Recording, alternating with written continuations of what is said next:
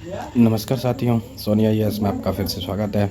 आज से हम करेंगे यूपीपीसीएस आरओ के लिए करंट अफेयर देखेंगे और ये हमारी जो रहेगी जनवरी 2024 से लेके जून 2024 तक 6 मंथ की करंट अफेयर रहेगी। इसमें हमने कंप्लीट करा है आपका क्रॉनिकल और आपकी घटनासार को दोनों को मिक्स करके इसमें कंप्लीट करा दिया गया और ये टोटली हैंड रिटन नोट्स हैं। जितनी भी इम्पोर्टेंट न्यूज़ बनी है जो आपके एग्ज़ाम से पॉइंट ऑफ व्यू से वो हमने सारी इसमें कवर कर रखी हैं। ठीक है, अगर आपको इसकी पीडीएफ लेनी है तो आप कमेंट में हमें लिख दीजिए पीडीएफ, तो हम आपको चैनल का लिंक, टेलीग्राम चैनल का लिंक हम आपको डिस्क्रिप्शन में या मैसेज को दे देंगे। आप वहाँ से उसको डाउनलोड कर सकते हैं और आपको ये श्योरिटी है कि आपके यहाँ से 95% चांसेस हैं कि यहीं से क्वेश्चन बनेगा, क्योंकि हमने कुछ भी इसमें ऐसा नहीं है जो कि छोड़ा हो। ठीक है, तो आप और प्लीज़ अगर वीडियो अच्छी लगे या न्यूज़ अच्छी लगे और करंट अफेयर अगर आपके काम आती है तो प्लीज़ सब्सक्राइब एंड लाइक भी कर देना और शेयर भी कर देना दोस्तों। ठीक है, तो स्टार्ट करते हैं। सबसे पहले हम स्टार्ट करेंगे 2024-25 यूपी बजट से। ठीक है, तो बजट को देखते हैं कि इसमें दिख रहा है भारत के बजट को बजट भारत के किस में दे रखा है। ठीक है, तो सबसे पहले देखेंगे जैसे भारतीय संविधान। ठीक, क्या है भारतीय संविधान के अनुच्छेद 112 में। ठीक है, एक सेकेंड इसको मैं, ठीक है, तो भारतीय संविधान के अनुच्छेद 112 के अंतर्गत वार्षिक वित्त विवरण का उल्लेख मिलता है। ठीक है, और नोट, बजट शब्द का उपयोग संविधान में कहीं पर भी नहीं किया है। और दूसरा क्वेश्चन बनता है कि संसद में जो बजट को संसद में कौन रखता है, तो राष्ट्रपति द्वारा संसद में बजट को पेश किया जाता है। ठीक है, और किस आर्टिकल के थ्रू किया जाता है, 112 के अकॉर्डिंग। ठीक, फिर हम देखते हैं राज्य के संदर्भ में देखेंगे। जैसे ये तो केंद्र में हो गया, ठीक है, संसद में रख दिया 112 के अकॉर्डिंग। अगर राज्य में देखते हैं तो राज्य में कौन रखेगा, तो राज्य में अनुच्छेद 202(1) के अनुसार कौन रखता है, राज्यपाल रखता है। ठीक है, क्यों रखता है, क्योंकि राज्यपाल वास्तविक कार्यपालिका का जो होता है हेड होता है वही हो। ठीक है, वैसे ही जैसे राष्ट्रपति होता है वैसे ही राज्यों में राज्यपाल होता है। और वार्षिक वित्तीय विवरण का भी यहाँ पर भी विवरण होता है जो विधानसभा में पेश करता है राज्यपाल। कौन सा आर्टिकल है, आर्टिकल 202(1) के अकॉर्डिंग। ठीक, फिर देखते हैं नेक्स्ट उत्तर प्रदेश का जो बजट है वो किसने पेश किया है। ठीक, तो ये वाला क्वेश्चन भी बन जाता है। तो सुरेश कुमार खन्ना है जो उत्तर प्रदेश का जो बजट है वो उन्होंने पेश किया है। ये कौन है, वित्त मंत्री हैं उत्तर प्रदेश के सुरेश खन्ना, जिन्होंने 24-25 का आपका बजट पेश किया है। ठीक है, और अब तक का सबसे बड़ा बजट है ये। ठीक, ये यहाँ से नहीं पूछेगा। फिर आता है आपका यूपी। ठीक है, यूपी 23-24 नहीं है, ये 24-25 का है। ठीक, 24-25 है। तो बजट जो है ये 23-24 है। 23-24 में ये कितने बजट ज़्यादा रहा है, तो 6.9 लाख करोड़ रुपए ज़्यादा है। किसके, 2023-24 के बजट से 6.9 लाख करोड़ ज़्यादा है किसमें, 2024-25 में। ठीक है, और जबकि राजकोषीय घाटा देखें तो कितना रहा था आपका, 84,883 आपका राजकोषीय घाटा देखा गया है। वहीं समेकित निधि के बारे में, कंसोलिडेटेड जो फंड है इसमें जो सरकार को प्राप्त राजस्व होता है। ठीक है, तो यहाँ से सवाल नहीं पूछता है, ये मैंने ऐसे ही नॉलेज के लिए रख दिया था। फिर आता आपका यहाँ से देखते हैं वर्ष। अब ये है आपका वर्ष 2024-25 में बजट में है ना, बजट में साल 23-24 की तुलना में कितनी वृद्धि देखी गई है, 6.7% की वृद्धि हुई है। कितनी, 6.90 लाख करोड़ थे ना वो, उसमें अगर उसका जो परसेंटेज निकालेंगे तो कितना आएगा, 6.7% की वृद्धि हुई है किसमें, 24-25 के बजट में। ठीक है, और किस बजट के अकॉर्डिंग, 23-24 की तुलना में अगर 2024-25 का बजट देखें तो उसमें 6.7% की वृद्धि दर्ज की गई है। ठीक है, वहीं यहाँ देखें 24-25 का जो बजट है ना, जो 24-25 का बजट है वो किन को समर्पित है, किन पर आधारित है, तो यहाँ पर 4 दे रखे हैं। जैसे यही 4 जो है आपके केंद्र बजट में भी देखने को मिलेगा। तो किस आधार क्या ले गया है, तो गरीब लोग, किसान, महिला और युवा। ठीक है, इनको केंद्र में रख के इनको समर्पित किया गया है क्या, आपका बजट। फिर आता है आपका 2024-25 में किस विभाग को सबसे अधिक रुपए आवंटित किए गए हैं, तो सर्वाधिक जो है आपका शिक्षा पर दिया गया है। कितना है, आपको ये संख्या आपको याद रखनी पड़ेगी। ठीक है, ये मोस्ट इम्पोर्टेंट यहाँ से न्यूज़ बनती है कि ये पूछा जा सकता है, मतलब कि 90% है यहाँ से सवाल पूछेगी। जो बजट 24-25 है उसमें किस विभाग को सर्वाधिक पैसे आवंटित किए गए हैं, तो शिक्षा, प्राथमिक शिक्षा। ठीक है, प्राथमिक शिक्षा को कितना है, 7635 करोड़ रुपए आवंटित किया गया है। दूसरे नंबर पर आपका ऊर्जा विभाग को दिया गया है, जितने हैं 5771 करोड़ रुपए। और तीसरा आपका पुलिस विभाग को दिया गया है जो 39,516 करोड़ रुपए। ठीक है, वहीं फिर ये इसको एक क्रम रखना है, तो सर्वाधिक प्राथमिक शिक्षा, दूसरा ऊर्जा विभाग और तीसरा आपका पुलिस विभाग है, ठीक है। फिर आता है आपका यूपी बजट 24, है ना। यूपी बजट 24-25 में किस योजना, वो तो आपके विभाग हो गए, तो किस विभाग को, प्राथमिक शिक्षा विभाग को, ऊर्जा विभाग को और पुलिस विभाग को, ये वाले थे। अब ये हैं योजनाएं, ठीक है। तो किस योजना को सर्वाधिक पैसे आवंटित दिए गए हैं, किस योजना को दिए गए हैं, तो सबसे पहले दिया गया आपका जल जीवन मिशन को, ठीक है। ये भी याद रखना है, कितना है, 22,000 करोड़ रुपए जल जीवन मिशन को दिए गए हैं, ठीक है। ये योजना के अंतर्गत है। फिर आता है आपका सर्व शिक्षा अभियान, सर्व शिक्षा अभियान को कितने दिए हैं, 21,310 करोड़ दिए गए हैं। वहीं आपका तीसरा आपका पेंशन सामाजिक क्षेत्र जो 1260 करोड़ दिए गए हैं, और वहीं मनरेगा को कितना दिया है, 50-60 करोड़ रुपए दिए गए हैं, ठीक है। तो इसका क्रम याद रखना है। तो योजनाओं कौन सी हैं, सबसे अधिक जल जीवन मिशन, सर्व शिक्षा अभियान, पेंशन सामाजिक क्षेत्र और मनरेगा, ठीक है। तो 4 ये क्रम हो गया। अगर विभाग की बात करता है तो प्राथमिक शिक्षा, ऊर्जा विभाग और पुलिस विभाग को, ठीक। फिर आता है आपका रुपया कहाँ से आता है, ठीक। तो सर्वाधिक जो कर राजस्व से मिलता है 37.1% है, केंद्रीय द्वारा प्राप्त होता है, सार्वजनिक ऋण प्राप्ति होती है और केंद्र जो सहायता देता है, ठीक है, राज्यों को, वो। फिर आता है आपका रुपया जाता भी कहाँ है, ठीक। तो सर्वाधिक रुपया जाता है, जैसे पूंजीगत व्यय में आपका रुपया, सर्वाधिक रुपया पूंजीगत व्यय में गया, ठीक है। दूसरा कर्ज अदायगी, जो कर्ज ले रखा है उसकी ब्याज भुगतान करने में भी आपका दूसरे नंबर पर आपका रुपया जाता है, उसका अंश जाता है। फिर तीसरा आपका ऋण अग्रिम संवितरण करना होता है, सरकार का अनुदान जो प्राप्त होता है और वेतन, ठीक है। तो इसमें क्या चला जाता है आपका रुपया। फिर आते हैं, अब देखो ये यहाँ से है ना, यहाँ से क्वेश्चन बनने के बहुत ज़्यादा चांसेस बन जाएंगे। अब देखो ये तो आपका बेसिक हो गया कि कितने किस विभाग को कितना पैसा दे रखा है। अब आते हैं इनकी नीतियाँ क्या रही थी, इन्होंने क्या क्या वादे करे हैं जो आपके बजट जो है 24-25 में रखा है। अब देखो सेमीकंडक्टर नीति है, ठीक है। सेमीकंडक्टर नीति लागू करने में उत्तर प्रदेश का नंबर कौन सा रहा है, ठीक है। तो उत्तर प्रदेश का नंबर 4था रहा है, किसमें, सेमीकंडक्टर नीति में। तो क्वेश्चन पूछेगा कि उत्तर प्रदेश सेमीकंडक्टर नीति लागू करने में कौन सी रैंक हासिल करी है, ठीक है। तो क्या आंसर हो जाएगा, चौथी रैंक हासिल करी है। जबकि पहला जो रैंक रही है आपकी गुजरात का है, दूसरा आपका उड़ीसा, तीसरा तमिलनाडु, तो चौथा आ जाता है आपका यूपी आ जाएगा, ठीक है। तो इनका भी क्रम याद रख लेना है, जैसे गुजरात, उड़ीसा, तमिलनाडु और यूपी। तो यूपी चौथा नंबर आता है आपका सेमीकंडक्टर नीति लागू करने में, ठीक है। फिर देखते हैं जैसे राज्य में ई श्रम पोर्टल, ठीक है। ये भी आपका मोस्ट इंपॉर्टेंट क्वेश्चन बन जाता है कि राज्य में ई श्रम पोर्टल, ठीक है। तो क्वेश्चन घुमा के पूछ सकता है कि ई श्रम पोर्टल पर जो पंजीकरण है वो कराने वाले राज्य प्रथम स्थान पर कौन सा राज्य रहा है, ठीक है। तो वो भी कौन है, आपका उत्तर प्रदेश रहा है। किसमें, ई श्रम पोर्टल पर जो 8.32 करोड़ कामगारों का जो पंजीकरण हुआ है, वही देश देखें तो उत्तर प्रदेश में सबसे अधिक पंजीकरण हुए हैं, ठीक है। ई श्रम पोर्टल के अंतर्गत उत्तर प्रदेश पहले नंबर पर आता है आपका रजिस्ट्रेशन, पंजीकरण कराने में, ठीक है। फिर आता है आपका ई पोर्टल। ई पोर्टल क्या है, ई पोर्टल के बारे में देखें, जानकारी लें तो ये है असंगठित क्षेत्रों के कामगारों के लिए ये श्रम पोर्टल लॉन्च किया है केंद्र सरकार द्वारा, ठीक। फिर वहीं देखते हैं उत्तर प्रदेश में कुंभ संग्रहालय की स्थापना प्रयागराज में किया गया है, ठीक है। ये भी क्वेश्चन बन जाता है कि किस जगह पर कुंभ संग्रहालय का स्थापना की जा रही है या की गया है, तो कहाँ है, आपका प्रयागराज में, ठीक है। कुंभ मेला लगता है आपका प्रयागराज में लगता है, ठीक है। तो 4 कुंभ मेले लगते हैं, एक तो 12 साल बाद लगता है, ठीक है। देश में 4 कुंभ मेले लगते हैं 12 साल। आप देखो प्रयागराज में कौन सा लगता है, संगम पर लगेगा, हरिद्वार में आपका गंगा नदी पर लगता है, उज्जैन में देखें तो शिप्रा नदी किनारे लगेगा, और नासिक में महाराष्ट्र में देखें तो गोदावरी नदी के किनारे पर आपका कुंभ मेला देखने को मिलता है, ठीक है।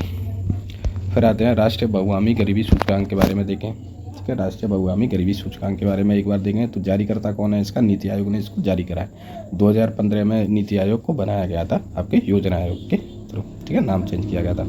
उत्तर प्रदेश में सर्वाधिक गरीबी में कमी कहाँ से आ रही है, ठीक, यही देखते हैं। तो उत्तर प्रदेश में सर्वाधिक गरीबी में कमी आई है, ठीक है। ये स्टेटमेंट हो जाता है कि किस स्टेट को गरीबी में सर्वाधिक कमी देखी गई है, तो उत्तर प्रदेश हो जाएगा। अगर उत्तर प्रदेश में ज़िले की बात करें, ठीक है, ज़िला, अगर उत्तर प्रदेश का ज़िला पूछे कि किस ज़िले में हुई है, तो गोरखपुर में सर्वाधिक गरीबी कम हुई है, ठीक है। और अगर स्टेट की क्रम पूछता है तो यूपी, फिर बिहार और तीसरा आता है आपका एमपी, ठीक है। यहाँ पर सबसे सर्वाधिक गरीबी कम हुई है, कहाँ, यूपी, बिहार और आपका एमपी में, ठीक है। और एमपीआई के जो मानक है, मानक देखेंगे तो मानक कौन कौन से आपके, एक तो स्वास्थ्य होता है, शिक्षा होता है, जीवन स्तर होता है, ठीक है। तो स्वास्थ्य में कौन कौन से पॉइंट दे रखे हैं, आपका पोषण होना चाहिए, बाल और किशोर मृत्यु दर और मातृ स्वास्थ्य दर होनी चाहिए, ठीक है। शिक्षा की बात करें तो स्कूल वर्ष और स्कूल में उपस्थिति कितनी है, ठीक है। अब यहाँ से जो क्वेश्चन आता है जीवन स्तर वाला, ठीक है, जीवन स्तर वाले में आपके सवाल बन जाते हैं, जैसे खाना पकाने का ईंधन है, स्वच्छता है, पीने का पानी है, बिजली है, आवास है, संपत्ति और बैंक खाते। और बैंक खाते को किसने जोड़ा है, तो भारत में इसको काउंट किया जाता है। अगर वैश्विक स्तर पर देखेंगे तो बैंक खाते को इसमें शामिल नहीं किया जाता है, ठीक है। वहीं देखें मुख्यमंत्री युवा स्वरोजगार योजना के बारे में देखते हैं, तो इसके तहत क्या है, 1.80 लाख रोजगार स्वीकृत हुए हैं। किसके अंतर्गत रखे गए हैं। अब यहाँ से सवाल पूछता है कि मुख्यमंत्री युवा स्वराज योजना के अंतर्गत कितने लाख रोजगारों को स्वीकृति दी गई है, ठीक है। तो ऑप्शन देगा 1.80, 1.90, 1.70 या 1.640। तो आपका आंसर क्या हो जाएगा, 1.80 लाख रोजगार सृजित किए गए हैं मुख्यमंत्री युवा रोजगार योजना के तहत, ठीक है। स्कीम के बारे में देखें तो इसमें स्कीम है 15/9/2018 से शुरू हुई थी। कौन सी, मुख्यमंत्री स्वरोजगार योजना, ठीक है। आयु कितनी रखी है इसमें, 18 से 40 वर्ष तक इसमें शामिल हो सकते हैं। और प्रतिशत कितना है, 6% ब्याज दर पर, ठीक। और इसमें 25 लाख तक का लोन आप प्राप्त कर सकते हैं। पहले इसकी सीमा कम थी 5 लाख की, लेकिन अब कितनी होती है, 25 लाख कर दी गई है, ठीक।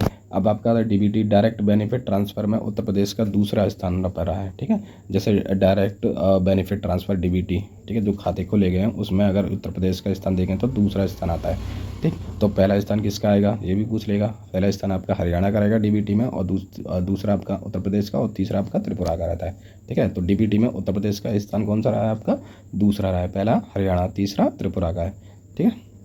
फिर देखें उच्च विकास को बढ़ावा देने के लिए इन योजनाओं का जिक्र हुआ है, ठीक है। और ये वाले क्वेश्चन आपके पूछा गया था यूकेपीसीएस में। जेवर हवाई अड्डा कहाँ पे बनाया जा रहा है, गौतम बुद्ध नगर में, ठीक है। तो यहाँ की इनकी लोकेशन पूछ सकता है कि जेवर हवाई अड्डा कहाँ पर निर्माण किया जा रहा है, तो गौतम बुद्ध नगर में किया जा रहा है। फिर आता है लखनऊ आगरा एवं पूर्वांचल एक्सप्रेस का लंबाई, इसकी पूछी गई है। राष्ट्रीय ग्रामीण स्वास्थ्य मिशन, नए मेडिकल कॉलेजों का निर्माण, निराश्रित महिलाओं पेंशन, ये आपका इंपॉर्टेंट हो जाएगा, इसको आपको याद रखना है। कौन सा, जैसे अब पूछता है, जैसे निराश्रित महिलाओं की पेंशन दी जाती थी वो 500 रुपये है, ठीक है, 500 रुपये दी जा रही थी। लेकिन जो 2024-25 का जो बजट आया ना, उसमें इसको बढ़ोतरी दी गई है, ठीक है। निराश्रित जो महिला होती हैं जिनके हस्बैंड वगैरह एक्सपायर हो जाते हैं, उन पर कुछ काम वगैरह नहीं होता है, ठीक है, तो कोई नहीं होता, तो उनके लिए जो 500 रुपये दिए जा रहे थे, लेकिन अब कितने दिए जाएंगे, 1000 रुपये पर मंथ दिया जाता है। किसके अंतर्गत, आपके बजट 23-24-25 बजट के अंतर्गत 500 रुपये को बढ़ा के कितना कर दिया, 1000 रुपये कर दिया है, ठीक है। और 31 लाख महिलाएं इससे लाभान्वित होंगी। ये इतना इंपॉर्टेंट नहीं है, बस ये आपको याद रखना है कि निराश्रित महिला पेंशन जो मिल रही थी 500 रुपये से बढ़ाकर कितनी कर दिया, 1000 रुपये बढ़ा दी गई है, ठीक है। फिर नेक्स्ट देखते हैं पीएम जनधन योजना के बारे में देखें। पीएम जनधन योजना में देखें तो उत्तर प्रदेश पहले स्थान पर आता है पीएम जनधन योजना के मामले में। शुरुआत कब हुई थी पीएम जनधन योजना की, 2014 में। तो यहाँ से क्वेश्चन में पीएम जनधन योजना में उत्तर प्रदेश का कौन सा स्थान आता है लागू करने में, तो पहला स्थान आता है। और शुरुआत कब से हुई पीएम जनधन योजना की, तो 2014 से हुई थी। इसका उद्देश्य क्या रखा था, तो बैंकिंग सुविधाओं के लिए सार्वभौमिक पहुँच को आपके पहुँचाना था, ठीक है। यहाँ से क्वेश्चन बन जाता है कि जैसे पीएम जनधन योजना है उसको किस लिए इसको लागू किया गया था, तो यहाँ क्वेश्चन में आ जाता है, आंसर देगा समावेशित विकास बढ़ावा देने के लिए इसको, तो वो आंसर आपका सही हो जाता है। अब देखते हैं बजट 24-25 के अनुसार देखें तो नए औद्योगिक विकास प्राधिकरण का गठन किया जा रहा है, कहाँ पर, ये आपका इंपॉर्टेंट हो जाएगा कि बजट 24-25 के अनुसार देखें तो नए औद्योगिक विकास प्राधिकरण का जो निर्माण गठन किया जा रहा है वो कहाँ किया जा रहा है, तो बुंदेलखंड में हो रहा है, ठीक है। नया औद्योगिक विकास प्राधिकरण का गठन किस जगह पर हो रहा है, तो बुंदेलखंड में हो रहा है, यहाँ इसको याद रखना है। इसका नाम क्या है, BIDA, Bundelkhand industrial development on authority इसका नाम रहता है पूरा। बजट 24-25 के अनुसार देखें, बजट 24-25 के अनुसार देखें तो एग्रीकल्चर ग्रोथ रेट कितनी रही है आपकी, 5.1% रही है। ये आपका बहुत इंपॉर्टेंट हो जाएगा, ठीक है। तो बजट 24-25 के अंतर्गत कृषि, ठीक है, एग्रीकल्चर की जो कृषि की जो ग्रोथ रेट रखी गई है वो कितनी परसेंट रही है, 5.1% रही है, ठीक है, टारगेट रखा है। और फिर आपका देखें तो मुख्यमंत्री युवा उद्यमी विकास अभियान के अंतर्गत देखें तो ये क्या कहता है कि प्रदेश में रोजगार के लिए की गई शुरुआत, ठीक है, प्रदेश में रोजगार को बढ़ावा देने के लिए इसकी शुरुआत की गई है, किसकी, मुख्यमंत्री युवा उद्यमी विकास की, ठीक है। इसके अंतर्गत क्या देखेंगे, इसमें क्या दे रखा है, क्या विशेषता है इसकी कि विभिन्न योजनाओं द्वारा प्रशिक्षित युवा होंगे लाभार्थी, मतलब कई जो योजनाएं चल रही हैं उसमें जो युवा हैं वो प्रशिक्षित होंगे और लाभार्थी भी बनेंगे। ठीक है, विश्वकर्मा श्रम सम्मान योजना देखेंगे, एक जनपद एक उत्पाद प्रशिक्षण टूल किट योजना मिल जाएगा। युवाओं को स्वरोजगार से जोड़ने का लक्ष्य भी इसके अंतर्गत रखा गया है, युवा उद्यमी विकास अभियान के अंतर्गत। ठीक है, 5 लाख तक का ब्याज मिल सकता है, ब्याज मुक्त ऋण प्राप्त कर सकते हैं किसके अंतर्गत, मुख्यमंत्री यहाँ से आ जाए मुख्यमंत्री युवा उद्यमी विकास के अंतर्गत कितने रुपए तक का लोन प्राप्त कर सकते हैं, 5 लाख रुपए तक का ब्याज मुक्त ऋण प्राप्त कर सकते हैं। ठीक है, और फिर उसके बाद देखते हैं कि रोजगार को बढ़ावा देने के लिए रोजगार प्रोत्साहन कोष का गठन किया गया है। ठीक है, तो रोजगार प्रोत्साहन कोष का गठन क्यों किया गया है, ऐसे अगर पूछता है कि रोजगार प्रोत्साहन कोष का जो गठन किया गया है वो किस आधार पर किया है और किस लिए किया गया है। ठीक है, तो रोजगार को बढ़ावा देने के लिए। ठीक है, और इसके अंतर्गत क्या रखा है, प्रशिक्षण, इंटर्नशिप, अप्रेंटिसशिप और योजना शामिल की गई हैं। अब देखो, रायबरेली में राष्ट्रीय फैशन प्रौद्योगिकी संस्थान की स्थापना की गई। अब यहाँ से क्वेश्चन बताएगा कि राष्ट्रीय फैशन प्रौद्योगिकी संस्थान की स्थापना किस जगह पर की गई है, उत्तर प्रदेश में, तो वो हो जाएगा आपका रायबरेली का आंसर आपका सही माना जाएगा। देश में कुल कितने NIFT हैं, तो 18 NIFT हैं, जो पहला है नई दिल्ली में 1986 में बना हुआ था। ठीक, फिर आता है मुख्यमंत्री कन्या सुमंगला योजना के अंतर्गत देखें। ठीक है, तो लाभार्थियों को देश राशि अब कितनी है, दे राशि कितनी बन जाएगी आपकी 15,000 से बढ़ाकर कितनी है, ये 24-25 बजट में 25,000 कर दी है। अब देखो ये क्या कह रहा है कि जो मुख्यमंत्री कन्या सुमंगला योजना थी, है ना, उसमें कितने पैसे मिल रहे थे पहले, 2024-25 बजट से पहले मिल रहे थे आपको 15,000 रुपये दे जा रहे थे। ठीक है, 15,000 रुपये मिलते थे, लेकिन 24-25 के बजट में इसकी घोषणा कितने की नहीं है, अब मिलेंगे 25,000 रुपये। ठीक है, कितना मिलेगा, 25,000 कर दी गई है। ठीक, अब देखो मुख्यमंत्री कन्या सुमंगला योजना कब शुरू हुई थी, 2019 में शुरू हुई थी, और इसमें बेटी के जन्म से लेकर स्नातक के लिए इसमें छूट दी गई है। ठीक है, अब देखते हैं FDI नीति। ठीक, FDI नीति देखो ये जो है ना, ये इसमें ना हमने अलग से नहीं करा हुआ है कि अलग से दे रखा होगी आपसे, जैसे अंतर्राष्ट्रीय करंट अफेयर ये हैं और नेशनल करंट अफेयर्स ये हैं, नीति आयोग ये हैं, इसके योजनाएं इस तरह की हैं। लेकिन हमने क्या करा है इसमें ना एक सीधा लिया गया है, मतलब जैसे स्टार्ट से करें हैं, जैसे हमने बजट से स्टार्ट करा था, तो बजट से लेके जो भी आपकी करंट अफेयर आती गई है, ठीक है, तो उसको हमने कवर करते गए हैं। ऐसा नहीं कि अलग अलग से कर दिया हो। आप इसको मैराथन के रूप में भी दे सकते हैं। ये पहली वीडियो रहेगी, फिर उसके बाद में इसके सूचकांक वगैरह आएंगे, ठीक है, पुरस्कार वगैरह आएंगे, और राष्ट्रीय अंतर्राष्ट्रीय स्तर की जो भी खबर रही हैं वो भी आपकी जल्दी प्रोवाइड कराएंगी। आपकी हर दिन एक वीडियो तो हम अपलोड कर ही देते हैं, क्योंकि हमें खुद से बनाना पड़ता है और लिखना भी पड़ता है ना, और खुद का पढ़ना पड़ता है। तो FDI नीति देखते हैं। 2003 के तहत उत्तर प्रदेश सरकार ने फूजी सिल्वरटेक, ठीक है, सिल्वरटेक के प्राइवेट लिमिटेड को मंजूरी दी है। ठीक है, कंक्रीट प्राइवेट ट्रेड को मंजूरी दी गई है। FDI को बढ़ाने का लक्ष्य रखा गया है। ठीक है, यहाँ से कुछ पूछेगा नहीं, FDI नीति बढ़ाने के Fuji silver concrete private limited को मंजूरी दी है, तो ये याद रख लेना। वैसे मुझे नहीं लगता ये यहाँ से पूछेगा। अब आता है स्टॉक, ठीक है, strong water drainage system, strong water drainage system, ठीक है, नगरीय क्षेत्रों में वाटर, ठीक है, वाटर लॉगिंग की समस्या से निपटने हेतु। ठीक है, अब ये क्वेश्चन पूछेगा कि वाटर ड्रेनेज सिस्टम क्या है। ठीक है, तो ये आपका आंसर क्या हो जाएगा, नगरीय क्षेत्रों में वाटर लॉगिंग की समस्या आ जाती है, तो उसको निपटने हेतु स्ट्रॉन्ग वाटर ड्रेनेज सिस्टम का प्रयोग किया जा रहा है। मुख्यमंत्री खेत योजना, खेत सुरक्षा योजना में देखें, मुख्यमंत्री खेत सुरक्षा योजना ये आपका मान लो कि आ सकता है भाई। ठीक है, तो कितना है मुख्यमंत्री खेत सुरक्षा योजना, ठीक है, जानवरों से फसलों की रक्षा करने के लिए इसको इस योजना को चलाया गया था। इसमें शामिल कौन होंगे, आपके छोटे और लघु सीमांत किसानों को इसमें शामिल किया गया है। प्रति हेक्टेयर लागत कितनी होंगी, 60% या 1.43 लाख रुपए का अनुदान दिया जाएगा मुख्यमंत्री के थ्रू। किनको, खेत सुरक्षा योजना के अंतर्गत कितना पैसा है, 1.43 मतलब 60%, लागत का 60% अनुदान मिल जाएगा। सौर इलेक्ट्रिक बाड़ का प्रयोग किया जाएगा, ताकि जो आवारा पशु हैं वो उस खेतों के अंदर ना जाएं। उसमें कितने वोल्ट का झटका है, 12 वोल्ट का झटका लगेगा। जानवरों को इससे किसी भी प्रकार का नुकसान नहीं होगा। तो मुख्यमंत्री खेत सुरक्षा योजना में क्या है, जानवरों को, जंगली जानवरों को फसलों से रक्षा करना है। शामिल कितने होंगे, कौन कौन होगा, छोटे और लघु सीमांत किसान इसमें शामिल होंगे। और प्रति हेक्टेयर लागत कितनी है, 60% या 1.43 लाख रुपए का अनुदान दिया जाएगा सरकार के थ्रू। और सौर इलेक्ट्रिक बाड़ का प्रयोग किया जाएगा, जिसमें 12 वोल्ट वोल्टेज का झटका लगेगा। इससे जीव जंतुओं और जानवरों को कोई भी हानि नहीं होगी। मुख्यमंत्री सिंचाई योजना के देखें, मुख्यमंत्री सिंचाई योजना, ठीक है, इस सिंचाई के लिए योजना जो बजट 24-25 में ऐलान किया गया है, ठीक है, सिंचाई के लिए जो बजट 24-25 में भी ऐलान किया गया है, उद्देश्य क्या रखा है इसका, कृषि भूमि की सिंचन क्षमता में वृद्धि करना है, कृषि उत्पादक को बढ़ाना है, उथले मध्यम गहरे नलकूप का निर्माण करना है, ठीक है, किसके अंतर्गत, मुख्यमंत्री लघु सिंचाई योजना के अंतर्गत। बजट 24-25 में देखें तो राज्य की जो GSDP रहने का अनुमान कितना है, 24.99 लाख करोड़ रुपए इसका रहने का अनुमान है 24-25 में। स्टेट GDP का है ना, कितनी रहने वाली है, 24.99 लाख का अनुमान लगाया है। अगर बजटीय अनुमान की ग्रीन टैगिंग करने वाला भारत का पहला राज्य कौन बना है, उत्तर प्रदेश। तो क्वेश्चन यहाँ से बनेगा, कैसे बन जाएगा कि ग्रीन टैगिंग करने वाला भारत का कौन सा राज्य बना है, पहला राज्य बना है, तो उत्तर प्रदेश की बजट के ग्रीन टैगिंग करने वाला पहला राज्य बना, ठीक है। इसके अंदर क्या है, इसके अंतर्गत जैसे ग्रीन टैगिंग करने वाला जो पहला ग्रीन टैगिंग करने वाला है, ठीक है, तो इसके अंतर्गत क्या रखा गया है, 2030 तक जो जीवाश्म ईंधन से मुक्त ऊर्जा को बढ़ावा देना है। मतलब 2030 के आते आते जो जीवाश्म ईंधन से जो ऊर्जा बना रहे हैं ना, उससे क्या करना है, उसको कम करना है, मतलब जीवाश्म ईंधन पर, ठीक।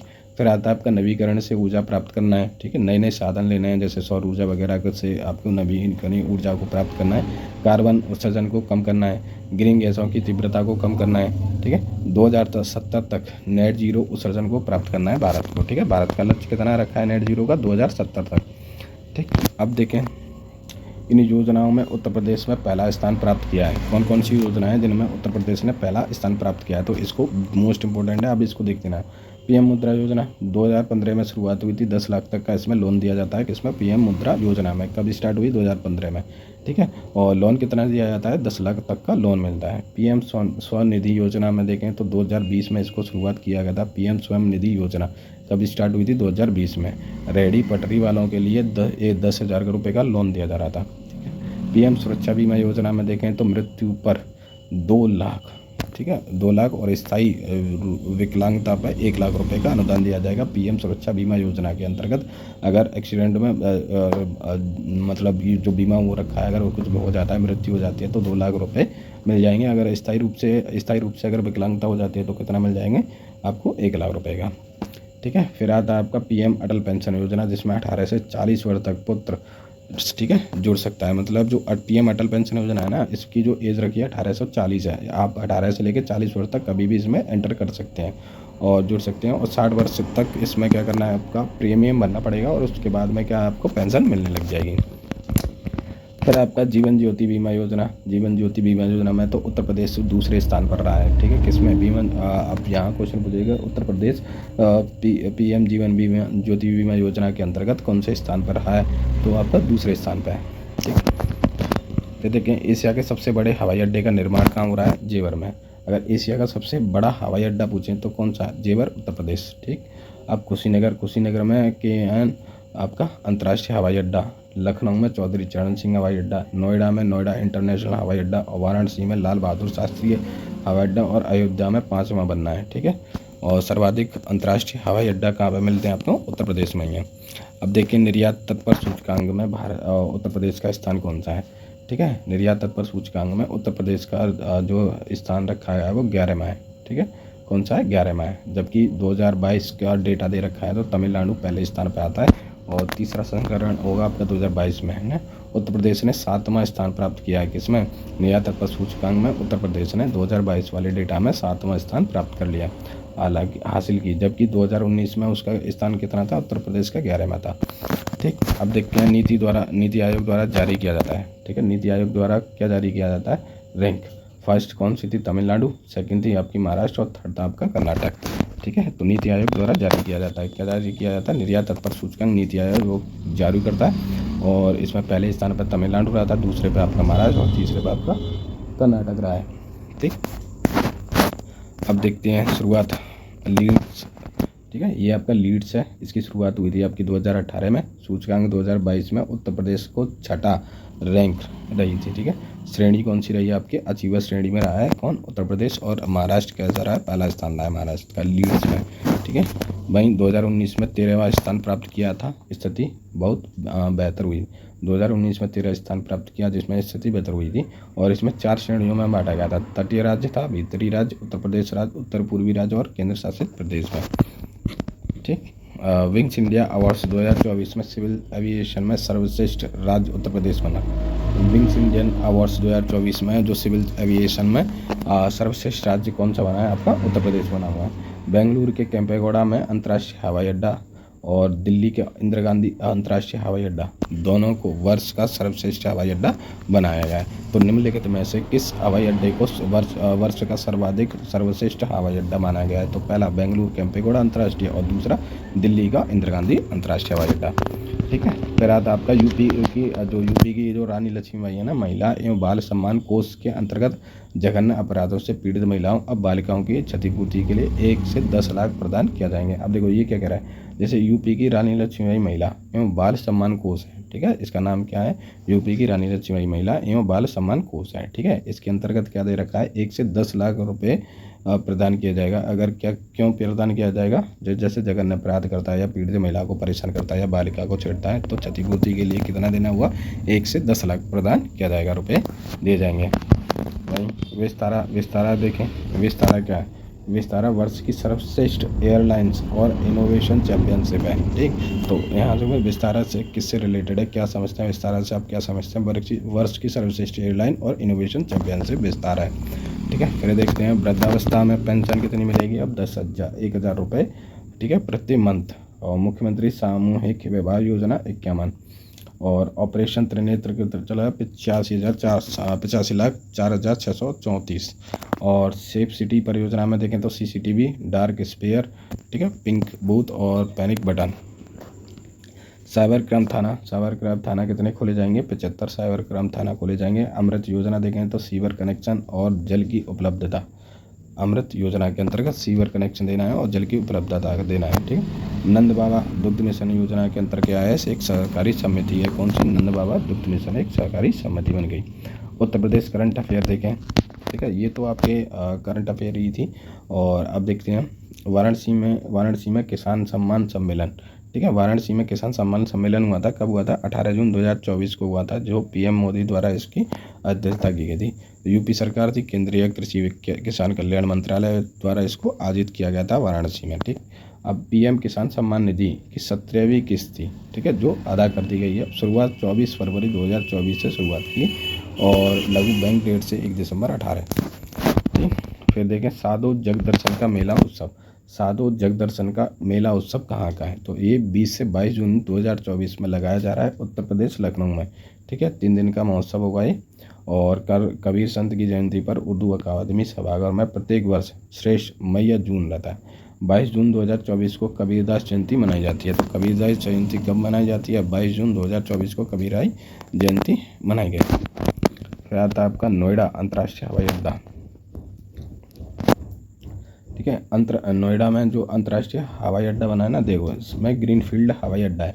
ठीक है, पश्चिम और उत्तर प्रदेश के गौतम बुद्ध नगर जिले के जेवर क्षेत्र में बनाया जा रहा है। ठीक है, तो ग्रीनफील्ड हवाई अड्डा कहाँ बना है? पश्चिमी उत्तर प्रदेश के गौतम बुद्ध नगर जिले में जेवर क्षेत्र में बनाया जा रहा है। ठीक है, कौन सा? जेवर क्षेत्र में बनाया जा रहा है नोएडा अंतर्राष्ट्रीय हवाई अड्डा।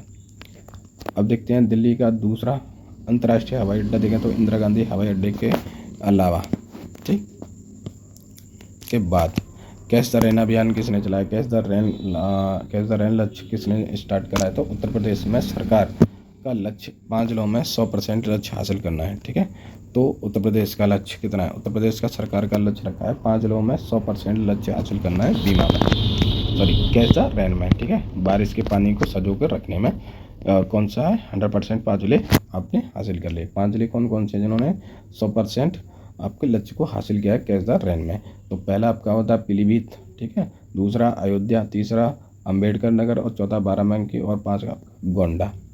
ठीक, अब देखें कैच द रेन अभियान की शुरुआत कब हुई थी? 2019 में उत्तर प्रदेश सरकार द्वारा कैच द रेन अभियान की शुरुआत हुई थी 2019 में। ठीक, वहीं देखें मालवीय मिशन किससे संबंधित है? मालवीय मिशन संबंधित है आपके शिक्षण प्रशिक्षण कार्य से। ठीक है, तो मालवीय मिशन किससे संबंधित है? शिक्षण प्रशिक्षण कार्य से संबंधित है। शुरुआत हुई थी आपकी मालवीय मिशन की शुरुआत कब हुई? सितंबर 2023 में इसकी शुरुआत हुई थी। उद्देश्य क्या रखा है? न्यू एजुकेशन पॉलिसी लक्ष्यों को पूरा करने के लिए सिविल शिक्षकों को क्या करना है, प्रशिक्षण प्रदान किया जाएगा। अदर करंट अफेयर इंपॉर्टेंट देखें तो 19 जून 2024 को मध्य कमान युद्ध स्मारक लखनऊ को जनता के लिए केवल खोल दिया गया है। किसमें? 19 जून 2024 को मध्य कमान युद्ध स्मारक लखनऊ को जनता के लिए खोल दिया गया है। इसे स्मृतिका के नाम से भी जानते हैं। किसको? मध्य कमान युद्ध स्मारक को किसके नाम से जानते हैं? आपके स्मृतिका के नाम से जानते हैं। अब देखो 29 जून 2024 को केंद्रीय मंत्रिमंडल ने लाल बहादुर शास्त्री अंतर्राष्ट्रीय हवाई अड्डा वाराणसी में बनाने को मंजूरी मिल गई। तो अब ये पूछेगा तो लाल बहादुर शास्त्री अंतर्राष्ट्रीय हवाई अड्डा कहाँ बनाया जा रहा है, तो आपका क्या आंसर हो जाएगा? आपका आंसर हो जाएगा आपका वाराणसी में बनाया जाने की इसको मंजूरी मिल गई है। तो केंद्रीय मंत्रिमंडल ने लाल बहादुर शास्त्री का जो मंत्रिमंडल है वो कौन सा है? आपका स्मृति के नाम से जाना जाता है। ठीक है, अब लाल बहादुर शास्त्री हवाई अड्डा है जो वाराणसी में बना हुआ है, अभी हाल ही में बनाया। फिर देखते हैं 18वें और 19 जून 2024 को कालका बिंदादीन और महाराज की ड्योढ़ी लखनऊ के 2 दिवसीय कला महोत्सव का आयोजन कर दिया।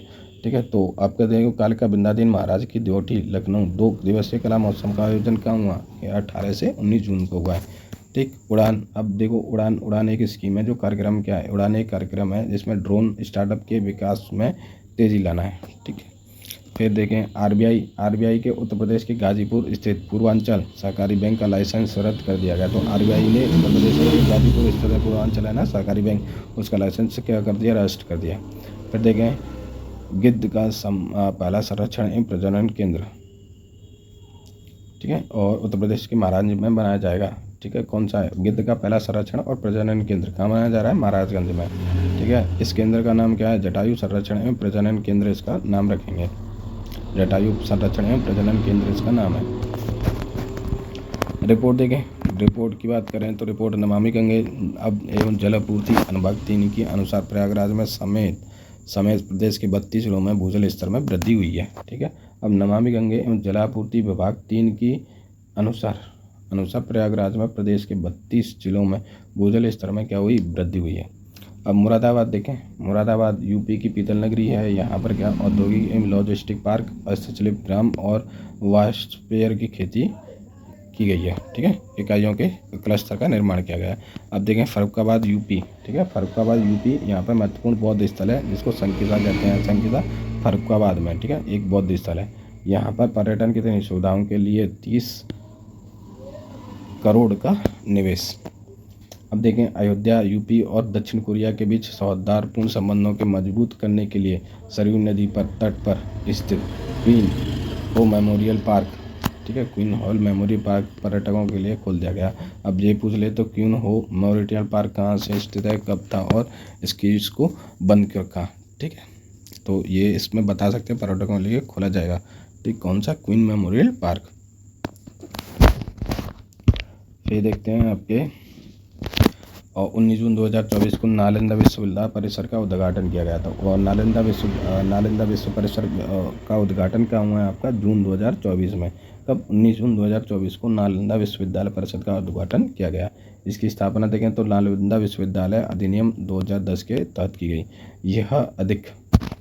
यह अधिनियम फिलीपींस में हुई द्वितीय और पूर्वी एशिया शिखर सम्मेलन 2007 में निर्णय का परिणाम है। ठीक है, अब ये क्या कर रहा है? यहाँ कहता है भारत के अलावा देंगे 17 देश समर्थन किया और समझौते पर हस्ताक्षर किया है।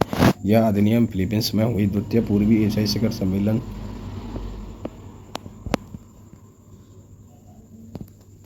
ठीक है, भारत के अलावा देखें तो 17 समर्थन देशों को समझौता हस्ताक्षर हुआ है। किस पे? इसकी स्थापना में, किसकी? नालंदा विश्वविद्यालय परिषद के उद्घाटन में।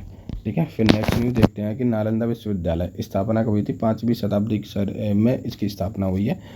गुप्त वंश कौन था? राजा कुमारगुप्त द्वारा इसकी रिकॉर्ड है। ठीक, गाने। और फिर देखेंगे 1193 में कुतुबुद्दीन ऐबक के सेनापति बख्तियार खिलजी ने नष्ट कर दिया था। ठीक है, किसको? नालंदा को। नालंदा किसका जो सेनापति था? कुतुबुद्दीन ऐबक का सेनापति था। कौन? बख्तियार खिलजी, जिसने इसको नष्ट कर दिया। 1861 में अलेक्जेंडर कनिंघम द्वारा प्राचीन विश्वविद्यालय के रूप में इसकी पहचान हुई है। ठीक, देखते हैं बाल हितैषी ग्राम पंचायत। बाल हितैषी ग्राम पंचायत देखें तो 19 जून 2024 को यूनिसेफ ने बिहार, कितना? 19 जून 2024 को यूनिसेफ ने सरकार के सहयोग से 10 ग्राम पंचायतों में बाल हितैषी ग्राम पंचायत की शुरुआत की गई है। ठीक, फिर देखते हैं क्या होगा इसमें। CFMGP के तहत चिन्हित पंचायतों में बात संसद का गठन किया जाएगा। इससे पंचायतों के लिए जो विकास योजना तैयार कर रहा था, विकास योजना को तैयार करने में पहले बच्चों की राय ली जाएगी। अब देखें, कृषि के बिहार के 2 पक्षी अभ्यारण्य रामसर सूची में शामिल किए गए हैं। कौन कौन से पक्षी अभ्यारण्य हैं ये आपका? एक तो है नागी पक्षी अभ्यारण्य और दूसरा है नकटी पक्षी अभ्यारण्य। नागी पक्षी अभ्यारण्य आपका बार हेडेड गीज के लिए जो एक प्रकार का हंस है, लगभग 3% विश्व की आबादी का पाया जाता है।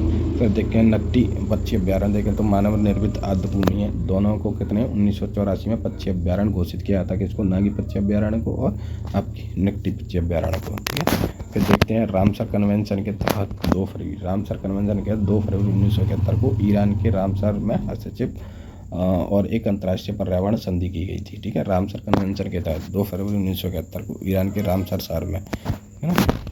फिर देखते हैं भारत में 82 आर्द्रभूमियाँ हैं। भारत चीन के साथ संयुक्त रूप से तीसरा स्थान रखता है। भारत में 82 आर्द्रभूमियाँ हैं, जो भारत अब तीसरी स्थिति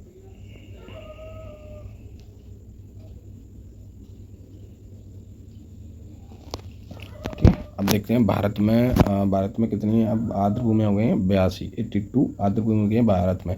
भारत चीन के साथ संयुक्त रूप से तीसरा स्थान रखा है। ठीक है, USA का तीसरा, चीन का दूसरा, पहला, और भारत दूसरा है आपके किसमें? आर्द्रभूमि में। ठीक है, रामेश्वर स्थल संख्या देखें सर्वाधिक UK 175, यूनाइटेड किंगडम दूसरे में 144, और प्रत्येक वर्ष 2 फरवरी को आर्द्रभूमि दिवस मनाया जाता है। PM श्री पर्यटन हवाई सेवा, PM श्री पर्यटन हवाई सेवा देखें तो MP से CM मोहन यादव बने। राजा भोज हवाई अड्डा भोपाल जनपद के लिए पहली आन है। और गुजरात पवन ऊर्जा,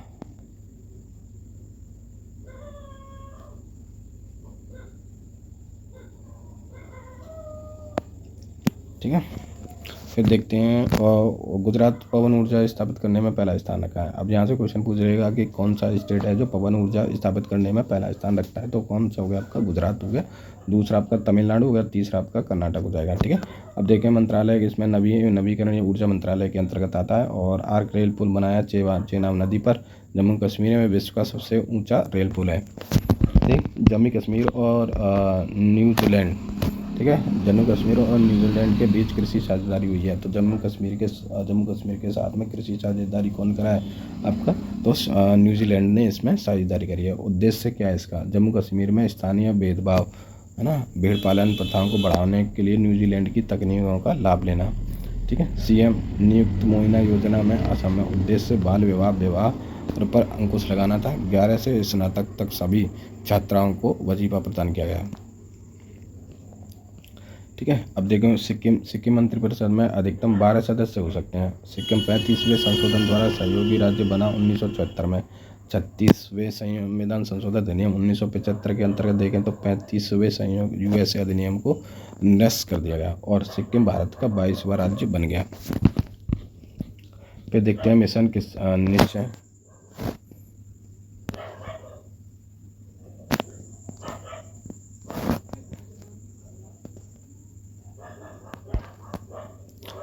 मिशन निश्चय के बारे में देखें। मिशन निश्चय किससे संबंधित है? नशा विरोधी अभियान है और BSF और ग्राम रक्षा समितियों UDCS के सहयोग से फाजिल्का जिले में 1 सप्ताह का अभियान चला जा रहा है। ठीक है, फाजिल्का जिले में नशा विरोधी अभियान है मिशन निश्चय।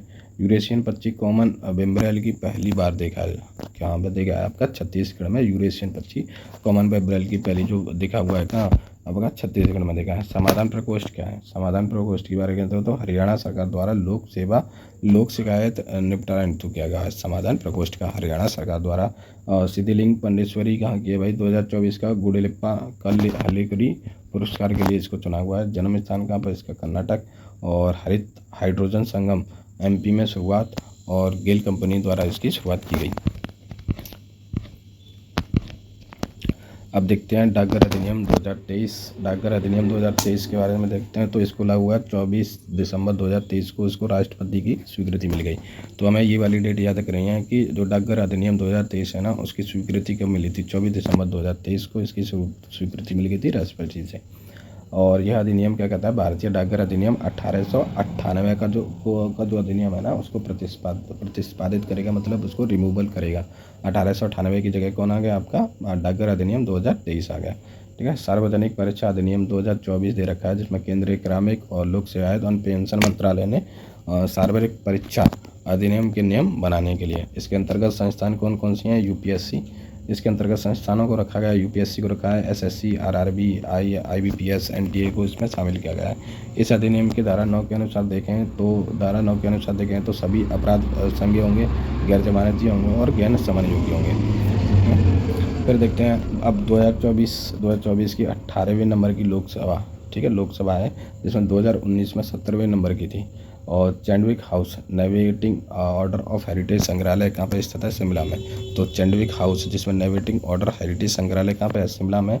इसमें 24 जून 2024 को महालेख परीक्षक गिरीश चंद्र मुर्मू ने इसमें शिमला में उदय किया था। ठीक है, उद्घाटन किया है किसका? चैंडविक हाउस का। 24 जनवरी 2024 को महालेख परीक्षक गिरीश चंद्र मुर्मू ने शिमला में उद्घाटन किया। नोट, यहाँ गांधी जी 1946 में कैबिनेट मिशन के दौरान मिशन शिमला आए थे और चैंडविक हाउस में वहीं ठहरे थे। भारत का नियंत्रण महालेख परीक्षक देते हैं तो 76 में आता है। भारत का महांतर लेखक परीक्षा अनुच्छेद कितने में आता है? 76। नियुक्ति कौन करता है? इसकी राष्ट्रपति द्वारा नियुक्ति होती है। कार्यकाल कितना होता है नियंत्रण महालेख परीक्षक का? 6 साल का होता है और 65 वर्ष की आयु होती है, जो पहले हो जाए। हटाया कैसे जाता है? तो सुप्रीम कोर्ट के न्यायाधीश के अनुसार इस प्रक्रिया के द्वारा इसको हटाया जाता है। लेखा परीक्षक और लेखा विभाग इसका प्रमुख है। फिर देखें 18वीं लोकसभा के प्रोटेम स्पीकर कौन चुने गए? तो भर्तृहरि मेहताब बने थे। नियुक्ति कौन किसने की थी? राष्ट्रपति द्वारा। संविधान में स्पष्ट रूप से प्रोटेम स्पीकर का उल्लेख नहीं है, लेकिन कार्य क्या है? जो आपके प्रोटेम स्पीकर के जो कार्य आपके नवनिर्वाचित जो सदस्य हैं उनको शपथ दिलाना। पहले प्रोटेम स्पीकर जीवी मावलंकर जी थे और नए अध्यक्ष जो चुने जाने के बाद में क्या है? प्रोटेम स्पीकर को समाप्त कर दिया जाता है जब नया अध्यक्ष बन जाता है। ठीक है। फिर आता है आपका बदावन पवन के निर्माण में मंजूरी मिली है कि स्थिति का महाराष्ट्र के दबाऊ में। यह ग्रीन फील्ड में डीप सी कोट होगा। अब देखें एवियन इन्फ्लुएंजा क्या है? ये प्रकोप के दौरान प्रतिक्रिया में सिमुलेशन अभ्यास है। इसे बर्ड फ्लू के रूप में जाना जाता है। एवियन इन्फ्लुएंजा को बर्ड फ्लू के रूप में जाना जाता है। वायरल क्या संक्रामक संक्रमण है जो मुख्य रूप से क्या करता है? जंगली पक्षियों और घरेलू मुर्गियों को प्रभावित कर देता है। 1996 में पहली बार पहचान H5N1।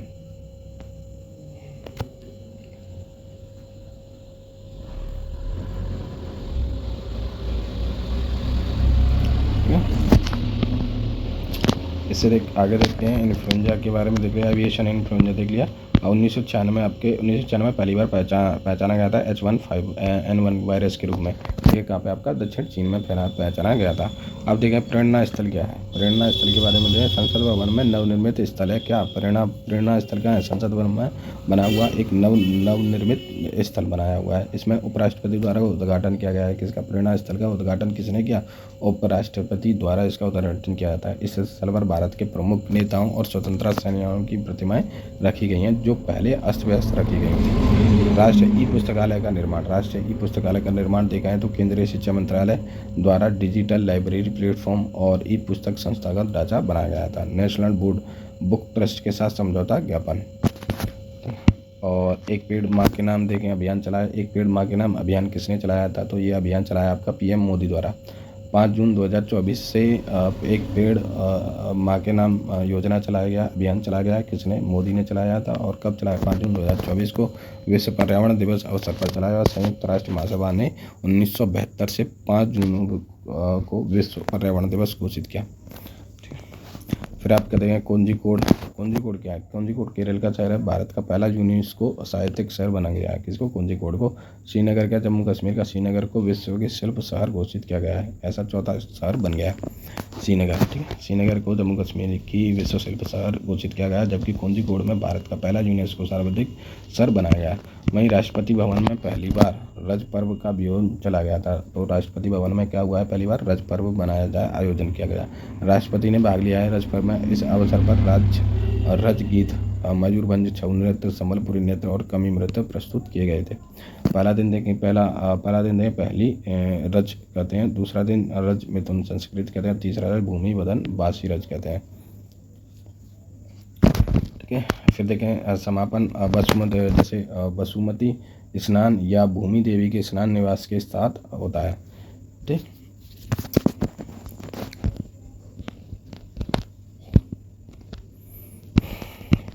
फिर देखते हैं जैसे दूरदर्शन किसान चैनल द्वारा AI संकट, ये आपके ये इम्पोर्टेंट हो जाता है आपका न्यू टैक्स रिजाइन। आप 0 से 3 लाख का देखें तो कोई भी टैक्स नहीं है, 3 से 7 लाख देखें तो 5% का है, 7 से 10 लाख का 10% का, 10 से 12 लाख 15% का, 12 से 15 लाख कितना है 70% से।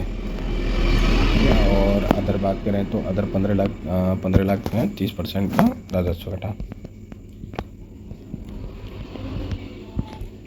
ठीक है, फिर देखते हैं जैसे दूरदर्शन किसान चैनल द्वारा AI संकट और भूमि लॉन्च किया गया है। AI एंकर, ठीक है, कृषि और भूमि के पास भाषाओं में संवाद करने की क्षमता को DD किसान पहला किसान चैनल चला गया था 26 जुलाई 2015 को। पंचतंत्र देखें तो 300 ईस्वी पूर्व थी विष्णु शर्मा द्वारा, सहबद लोचन और PCDC आनंदवर्धन। ठीक है, रामचरितमानस 1574 में तुलसीदास द्वारा। सेला सुरंग देखें तो अरुणाचल प्रदेश में, निम्नलिखित में से सेला जो सुरंग है वो किस स्टेट में है, तो आपकी बनेगी अरुणाचल प्रदेश में। ठीक है, इंटरनेशनल बुक अवार्ड हुआ है इंग्लैंड। और अनुसूची 8 में 6 भाषाओं का प्रयोग किया था। अनुसूची 8 में 6 भाषाओं में शास्त्रीय भाषा का दर्जा मिला है। ठीक है, 8 भाषाएं जिसमें से 6 भाषाओं को शास्त्रीय भाषा का दर्जा मिला है। 2004 में तमिल भाषा को मिला था, 2005 में संस्कृत, 2008 में कन्नड़ और 2013 में मलयालम और 2014 में उड़िया, 2020 में पाली, फारसी और प्राकृतिक। ठीक, फिर देखते हैं नेक्स्ट। और आज की जो है PDF आपकी समाप्त हो जाती है और आपकी जो इम्पोर्टेंट करंट अफेयर थी वो हमने करा दी। और इससे ये आपका वीडियो का पहला पार्ट रहेगा। ठीक है, और इससे आगे जो पार्ट 2 आएगा उसमें हम नेक्स्ट जो न्यूज़ है वो कराएंगे कंप्लीट 6 महीने की। 5 से 6 वीडियो रहेंगे, ज़्यादा से नहीं, और आप उसमें कंप्लीट कर देंगे। 1 या 2 बार आप इसको रिवाइज़ कर लीजिए, आपकी खुद की लैंग्वेज में है। तो आज हम यहीं पे स्टार्ट करते हैं। प्लीज़ लाइक शेयर सब्सक्राइब करते रहना दोस्तों। धन्यवाद, बाय।